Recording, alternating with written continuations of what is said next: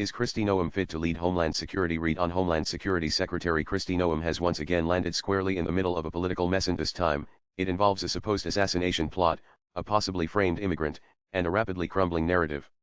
Earlier this week, Noem claimed that an undocumented immigrant, Ramon Morales Reyes, threatened to assassinate President Donald Trump. But the story unraveled almost as soon as it hit the headlines. Handwriting analysts cast doubt on the authorship of the alleged letter, and reports now speculate that the whole thing may have been a setup. Perhaps to stop Reyes from testifying in an assault case where he was the victim.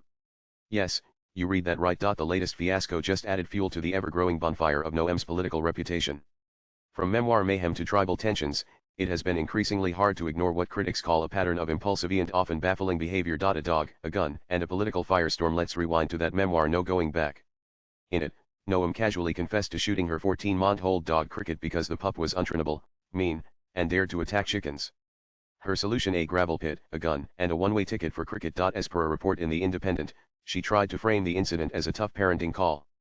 The public, however, was not buying it. Even some supporters called the move cruel and chilling because nothing says head of national security like executing your pet and calling it character building. The Curious Case of Kim Jong-un. But wait, there's more. The same memoir featured a jaw-dropping and erroneous claim that Noem met North Korean leader Kim Jong-un. She even boasted about staring down at him thanks to her experience with little tyrants from her days as a children's pastor. Bold flex. The backlash was swift. The Independent report added that her team eventually admitted that the anecdote would be scrubbed from the book, and it was. Tribal tensions, cartel conspiracies. Back on home turf, Noem managed to offend nearly every Native American tribe in South Dakota. She accused Mexican cartels had infiltrating the tribal lands and accused tribal leaders of profiting off it. The result: all 9 tribes in the state banned her from their lands and called out her self-serving comments. Noem, never the one to back down, insisted she was just speaking the truth.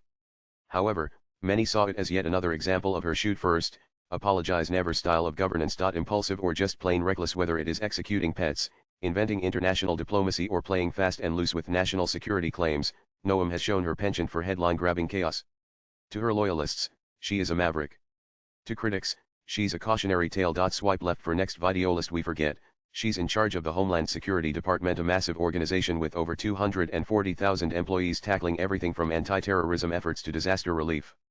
It is a position that requires clarity, composure, and sound judgment.